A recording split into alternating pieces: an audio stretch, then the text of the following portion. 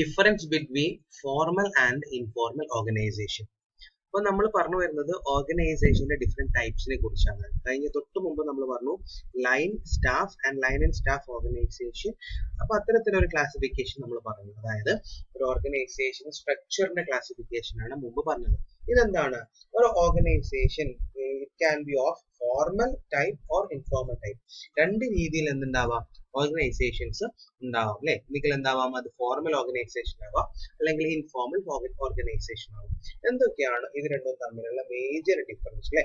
അപ്പൊ എന്താണ് formal organisation, എന്താണ് ഇൻഫോർമൽ ഓർഗനൈസേഷൻ എന്നുള്ള കാര്യം നമുക്ക് അതിന്റെ പേര് കേട്ടാൽ നമുക്ക് മനസ്സിലാവും അല്ലെ. അതായത് ഒന്നാമത് നോക്കാം. A formal organization is created deliberately by the management. At the same time, an informal organization is created spontaneously and naturally. അല്ലെ? എന്താണ് ആ ഒരു ഇതിന്റെ ഫോർമേഷന്റെ ബേസിലേക്ക് നമ്മൾ നോക്കുകയാണെങ്കിൽ എന്താണ് ഒരു മാനേജ്മെന്റ് വളരെ കൃത്യമായിട്ടുള്ള ഒരു പ്ലാനോട് കൂടിയിട്ട്, കൃത്യമായിട്ടുള്ള ഒരു പർപ്പസോട് കൂടിയിട്ട് ഒരു ഓർഗനൈസേഷനെ സെറ്റപ്പ് ചെയ്യുകയാണെങ്കിൽ അതിനെ നമുക്ക് എന്ത് വിളിക്കാം? ഫോർമൽ ഓർഗനൈസേഷൻ എന്ന് വിളിക്കാം. അതേസമയം സ്പോണ്ടേനിയസ് ആയിട്ട്, നാച്ചുറൽ ആയിട്ട്, എന്ത് സ്പോണ്ടേനിയസ് എന്നൊക്കെ പറഞ്ഞാൽ എന്താണ്?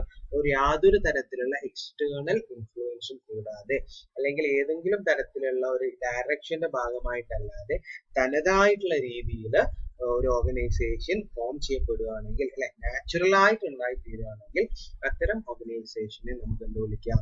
ഇൻഫോർമൽ ഓർഗനൈസേഷൻ എന്ന് വിളിക്കാം. ഉദാഹരണത്തിന് ഒരു സംഘടന എന്താണ്? ഗവൺമെന്റ് അല്ലെങ്കിൽ നമ്മുടെ രാജ്യത്തുള്ള നിയമത്തിന്റെ ഭാഗമായിട്ട് ഏതെങ്കിലും ഒരു സംവിധാനം രൂപപ്പെടുകയാണെങ്കിൽ അല്ലെ, ഉദാഹരണത്തിന് നമ്മളിപ്പോ UGC എന്ന് കേട്ടിട്ടുണ്ടാവും. നമ്മളൊക്കെ കോളേജിന്റെ നമ്മുടെയൊക്കെ പഠിച്ചുകൊണ്ടിരിക്കുന്ന ഹയർ എഡ്യൂക്കേഷനായിട്ട് ബന്ധപ്പെട്ടുള്ള ഏറ്റവും സുപ്രീം ബോഡിയാണ് UGC. ഇതൊരു ഓർഗനൈസേഷൻ ആണ് അല്ലെ. അതായത് ഒരു ഡെലിബറേറ്റ് ആയിട്ടുള്ള പർപ്പസോട് കൂടിയിട്ട് ഉണ്ടായി തീർന്നിരിക്കുന്ന ഒരു ഓർഗനൈസേഷൻ ആണ് ഈ പറഞ്ഞിരിക്കുന്ന UGC എന്ന് പറയുന്നത്. അതേ സമയത്ത് ഇൻഫോർമൽ ഓർഗനൈസേഷൻ ഉദാഹരണം നോക്കുകയാണെങ്കിൽ ഒന്നുമില്ല, നമ്മുടെ ഒരു 4 ഫ്രണ്ട്സ് ഒരുമിച്ച് കൂടി ചേർന്നുകൊണ്ട് എന്താണ് നാട്ടിലുള്ള ഒരാൾക്ക് വേണ്ടിയിട്ട് അല്ലെങ്കിൽ എന്താണ് ഒന്നും ഒരു കൃത്യമായിട്ടുള്ള പർപ്പസ് ഒന്നുമില്ല, വെറുതെ അവർ എന്താണ് അവർ ഒന്നിച്ചു ചേരുകയാണെങ്കിൽ അത്തരത്തിലുള്ള ഓർഗനൈസേഷൻ നമ്മൾ എന്ത് വിളിക്കാം? ഇൻഫോർമൽ ഓർഗനൈസേഷൻ എന്ന് വിളിക്കാം. ഇനി രണ്ടാമത്തെ വ്യത്യാസം എന്താണ്? Formal organisation created to achieve objectives of the management അല്ലെ. നമ്മൾ പറയുന്നത് ഓർഗനൈസേഷനകത്ത്, ഒരു ബിസിനസ് സ്ഥാപനത്തിനകത്ത് ഉണ്ടാവാൻ സാധ്യതയുള്ള ഇൻഫോർമൽ ആൻഡ് ഫോർമൽ ഓർഗനൈസേഷൻസിനെ കുറിച്ചാണ് അല്ലെ. അപ്പൊ ഒരു മാനേജ്മെന്റ് വളരെ കൃത്യമായിട്ട് അതിന്റെ എന്താണ് ഒബ്ജക്റ്റീവ്സ് അച്ചീവ് ചെയ്യാൻ വേണ്ടിയിട്ട് ഇത്തരത്തിൽ എന്തെങ്കിലും രീതിയിൽ ഒരു ഗ്രൂപ്പിനെ ഫോം ചെയ്യുകയാണെങ്കിൽ അതെന്താണ്? ഫോർമൽ ഓർഗനൈസേഷൻ ആണ്. അതേസമയം ഇൻഫോർമൽ ഓർഗനൈസേഷന്റെ കേസ് ആണെങ്കിൽ created to meet social, cultural and psychological needs of members അല്ലെ. ഇപ്പൊ നമ്മളിപ്പോ പോവാണെങ്കിൽ, നിങ്ങളിപ്പം ഭാവിയിൽ ഇനി ഡിഗ്രി കഴിഞ്ഞിട്ട് ഹയർ സ്റ്റഡീസിന് നമ്മൾ പുറത്തുള്ള യൂണിവേഴ്സിറ്റീസിലൊക്കെ പോയി പഠിക്കുകയാണെങ്കിൽ ഇപ്പൊ എന്താണ് ഉദാഹരണത്തിന് ഡൽഹിയിലേക്ക് പോയിട്ട് ജാമിയ മില്ലിയയിലോ അല്ലെങ്കിൽ JNUലോ അല്ലെങ്കിൽ എന്താണ് ഏതെങ്കിലും അലിഗഡ് യൂണിവേഴ്സിറ്റിയിലോ ഒക്കെ നിങ്ങൾ അഡ്മിഷൻ എടുക്കുകയാണെങ്കിൽ അവിടെ നിങ്ങൾ എന്താണ് നിങ്ങളൊന്നും അറിയാതെ തന്നെ ഒരു ഗ്രൂപ്പിന്റെ ഭാഗമായി മാറും അല്ലേ. നമ്മുടെ നാട്, നമ്മുടെ കൾച്ചർ, അതൊക്കെ അനുസരിച്ചിട്ട് നമ്മളുമായിട്ട് ഏറ്റവും കൂടിച്ചേർന്ന ആൾക്കാരായിട്ട് നമ്മളൊരു ഗ്രൂപ്പ് ക്രിയേറ്റ് ചെയ്യും അല്ലേ. അപ്പൊ നമ്മൾ ഈ പറഞ്ഞ ഉദാഹരണ പ്രകാരം നമ്മൾ മലയാളം അറിയുന്ന ആൾക്കാരുമായിട്ടാണ് കൂടുതൽ അവിടെ മിങ്കിളാവുക, കേരളത്തിൽ നിന്നുള്ള ആൾക്കാരുമായിട്ടാണ് അധികം നമ്മൾ മിങ്കിളാവുക. അപ്പൊ അത്തരത്തിൽ വരികയാണെങ്കിൽ അങ്ങനെയാണ് ഇൻഫോർമൽ ഓർഗനൈസേഷൻസ് എന്ത് ചെയ്യുന്നത്? ഫോം ചെയ്യപ്പെടുന്നത്. Formal organisations may be larger in size എന്നാണ് അടുത്ത അടുത്ത ഡിഫറൻസ് ആയിട്ട് പറഞ്ഞിരിക്കുന്നത്. അതേസമയം ഇൻഫോർമൽ ഓർഗനൈസേഷൻ എന്താണ്? Might be small in size. കൂടുതൽ എക്സ്പ്ലെയിൻ ചെയ്യേണ്ട ആവശ്യമില്ല അല്ലെ. അതെന്താണ് നമ്പറിലൊക്കെ വളരെ കുറവായിരിക്കും ഇൻഫോർമലി ക്രിയേറ്റ് ചെയ്യപ്പെടുന്ന ഓർഗനൈസേഷൻസ്. ഫോർമൽ ഓർഗനൈസേഷന്റെ കേസിലേക്കാണ് വരുന്നത് അടുത്ത point. Mostly rigid in nature and continue for longer period അല്ലെ. ഒരുപാട് കാലത്തേക്ക് അത് നീണ്ടു നിൽക്കുന്നതും അതേപോലെ എന്താണ് വളരെ റിജിഡ് ആയിരിക്കും. അതിന് കൃത്യമായിട്ട് എഴുതപ്പെട്ടിട്ടുള്ള ബൈലോസും നിയമങ്ങളും കാര്യങ്ങളും ഒക്കെ ഉണ്ടാവും. അപ്പൊ അതിനനുസരിച്ചിട്ടാണ് എന്ത് ചെയ്യുക ആ പറഞ്ഞിരിക്കുന്ന ഫോർമൽ ഓർഗനൈസേഷൻ ഫംഗ്ഷൻ ചെയ്യുക. അതേസമയം ഇൻഫോർമൽ ഓർഗനൈസേഷൻ എന്താണ്? It is flexible and may not continue for longer period അല്ലെ. അതിൽ കൃത്യമായിട്ട് എഴുതപ്പെട്ടിട്ടുള്ള നിയമങ്ങളോ അല്ലെങ്കിൽ എന്താണ് വളരെ സ്ട്രോങ് ആയിട്ട് നിർമ്മിച്ചിരിക്കുന്ന റെസ്ട്രിക്ഷൻസോ കണ്ടീഷൻസോ ഒന്നുമില്ലാതെ വളരെ ഈസി ആയിട്ട് അതിന്റെ മെമ്പേഴ്സിന് എന്താണ് മുന്നോട്ട് പോകാൻ പറ്റുന്ന രീതിയിലുള്ള ഒരു സംവിധാനമായിരിക്കും ഇൻഫോർമൽ ഓർഗനൈസേഷൻ ഉണ്ടാവുക. അതേ സമയത്ത് ഫോർമൽ ഓർഗനൈസേഷന്റെ behaviour of members is guided through formal rules and regulations. At the same time, informal organizations members are guided by norms, beliefs and values of the group. അതെന്താണ് ഫോർമൽ ആയിട്ട് ഉണ്ടാക്കപ്പെട്ടിട്ടുള്ള നിയമങ്ങളും റെഗുലേഷൻസും formal organisation ഉണ്ടാകുന്ന സമയത്ത് informal organisation എന്താണ് is guided by norms, beliefs and അതായത് എന്താണ് നമ്മൾ keep ചെയ്യുന്ന നമ്മുടെ വാല്യൂസ് നമ്മുടെ ബിലീഫ്സ് ഒക്കെയാണ് ഇവിടെ മാറ്റർ ആവുന്നത് ഇൻഫോർമൽ ഓർഗനൈസേഷനിൽ മാറ്റർ ആവുന്നത്. ഇനി അതേ സമയത്ത് എന്താണ് clear and well defined structure ആർക്കുണ്ടാവും ഫോർമൽ ഓർഗനൈസേഷൻ ഉണ്ടാവും അല്ലെ. നമ്മൾ നേരത്തെ ഓർഗനൈസേഷൻ സ്ട്രക്ചറിനെ കുറിച്ച് പറഞ്ഞു അല്ലെ. എന്താണ് ഒന്നുകിൽ എന്താവാം ടോപ്പ് ടു ബോട്ടം ലൈൻ ബേസിന്റെ ലൈൻ ഓർഗനൈസേഷൻ ആയിട്ട് എന്താണ് top executive to bottom level വരെയുള്ള രീതിയിൽ നമുക്ക് ആ ഒരു ഓർഗനൈസേഷൻ സ്ട്രക്ചർ കീപ്പ് ചെയ്യാം. അതേസമയം അതല്ലെങ്കിൽ എന്താണ് ഫങ്ഷണൽ ഓർഗനൈസേഷനിലേക്ക് എന്ത് ചെയ്യാം നമുക്ക് അതിനെ കൺവേർട്ട് ചെയ്യാം. അതേസമയം ഈ പറഞ്ഞിരിക്കുന്ന ഇൻഫോർമൽ ഓർഗനൈസേഷൻ എന്താണ് ഒരു തരത്തിലുള്ള സ്ട്രക്ചർ ഉണ്ടാവില്ല. ചിലപ്പോൾ എന്താവാം ഞാൻ ഈ പറഞ്ഞതുപോലെ നമ്മൾ എഡ്യൂക്കേഷൻ ഇൻസ്റ്റിറ്റ്യൂഷൻസ് ഒഴിവാക്കിയിട്ട് ഒരു കമ്പനിയുടെ കേസ് എടുക്കുകയാണെങ്കിൽ ഒരു കമ്പനിയിൽ എന്താണ് ഡിഫറെന്റ് ലെവൽസിൽ വർക്ക് ചെയ്യുന്ന മലയാളികൾ ഉണ്ടെങ്കിൽ അവരൊക്കെ കൂടിയിട്ട് എന്താണ് ചിലപ്പോൾ ഒരു തരത്തിലുള്ള ഏതെങ്കിലും രീതിയിൽ അസോസിയേഷൻസ് ഒക്കെ മലയാളി അസോസിയേഷൻസ് ഒക്കെ ക്രിയേറ്റ് ചെയ്യും. അപ്പൊ അത്തരത്തിലുള്ള ഇതിനകത്ത് എന്താണ് ഒരു തരത്തിലുള്ള സ്ട്രക്ചർ ഉണ്ടാവില്ല. എല്ലാവരും കൂടി ചേർന്നിട്ട് ഒരു സംഘമായിട്ടാണ് എന്ത് ചെയ്യുക അവർ വർക്ക് ചെയ്യുക. അതേപോലെ സമയത്ത് എന്താണ് കമ്മ്യൂണിക്കേഷൻ ഏറ്റവും ഇമ്പോർട്ടന്റ് ആയിട്ടുള്ള ഒരു ആസ്പെക്ട് ആണ്. ഏതൊരു സംഘത്തിന്റെയും ഏതൊരു ഗ്രൂപ്പിന്റെയും ഏതൊരു ഓർഗനൈസേഷന്റെയും മുന്നോട്ട് പോക്കിന് ഏറ്റവും നിർണായകമായിട്ടുള്ള വളരെ ഇമ്പോർട്ടന്റ് ആയിട്ടുള്ള ഒരു ഫാക്ടറാണ് കമ്മ്യൂണിക്കേഷൻ. ഫോർമൽ ഓർഗനൈസേഷൻ അത് പൂർണ്ണമായും ഫോർമൽ ആകുന്ന സമയത്ത് ഇൻഫോർമൽ ഓർഗനൈസേഷൻ എന്താണ് ഇൻഫോർമൽ ആണ്. എന്താണ് ഫോർമൽ കമ്മ്യൂണിക്കേഷനും ഇൻഫോർമൽ കമ്മ്യൂണിക്കേഷൻ എന്ന് പറഞ്ഞാൽ വ്യത്യാസം എന്താണ്? ഫോർമൽ കമ്മ്യൂണിക്കേഷൻ എന്ന് പറഞ്ഞു കഴിഞ്ഞാൽ വളരെ കൃത്യമായിട്ടുള്ള ഒരു ഫ്ലോ അതിനുണ്ടായിരിക്കും. അതായത് ഒരു എന്താണ് എന്താ പറയാ ഒരു ഹൈറാർക്കി, അതായത് കൃത്യമായിട്ടുള്ള ഹൈറാർക്കി ഫോളോ ചെയ്തിട്ട് മാത്രമേ കമ്മ്യൂണിക്കേഷൻസ് പാസ് ചെയ്യുള്ളൂ. അതേസമയം ഇൻഫോർമൽ ഓർഗനൈസേഷൻ അത്തരത്തിലൊരു ഹൈറാർക്കിയും ഇല്ല. ആരോടൊക്കെയാണോ സംസാരിക്കാൻ ആഗ്രഹിക്കുന്നത് അവരോടൊക്കെ എന്ത് ചെയ്യും അവര് സംസാരിക്കും, കാര്യങ്ങൾ കമ്മ്യൂണിക്കേറ്റ് ചെയ്യും. അപ്പൊ ഇത്രയും കാര്യങ്ങളാണ് ഒരു ഫോർമൽ ഓർഗനൈസേഷനും ഇൻഫോർമൽ ഓർഗനൈസേഷനും തമ്മിലുള്ള മേജർ ഡിഫറൻസ്. ഓക്കെ, ഇനി വളരെ ഇമ്പോർട്ടന്റ് ആയിട്ടുള്ള ഒരു ടേം ആണ് നമ്മൾ ഇനി ഓർഗനൈസിന്റെ ഭാഗമായിട്ട് അടുത്തത് ഡിസ്കസ് ചെയ്യാൻ പോകുന്നത്. What is it? It is delegation അല്ലെ, സോറി അതോറിറ്റി അല്ലെ. അതോറിറ്റി ആണ്. എന്താണ് authority? Is one type of power. The term authority refers to the power given to an individual to perform the work assigned, and it is the right to command or to give orders. It is the right to make decisions, issue orders and use resources, and it flows from superior to subordinates അല്ലെ, downward flowing ആണ്. എന്താണ് authority? നമ്മൾ പറഞ്ഞ എന്തൊക്കെയാണ്? Power ആണ്, നമുക്കറിയുന്ന കാര്യമാണ്. എന്താണ് അതോറിറ്റി എന്ന് പറയുന്നത്? ഒരു പവർ ആണ്. എന്തിനൊക്കെ വേണ്ടിയിട്ടാണ്? ഒരു വർക്ക് അസൈൻ ചെയ്ത് കൊടുത്തിട്ടുണ്ടെങ്കിൽ അത് കംപ്ലീറ്റ് ചെയ്യാൻ അയാൾക്ക് അതിനുള്ള മുഴുവൻ അധികാരമുണ്ട് അല്ലെ.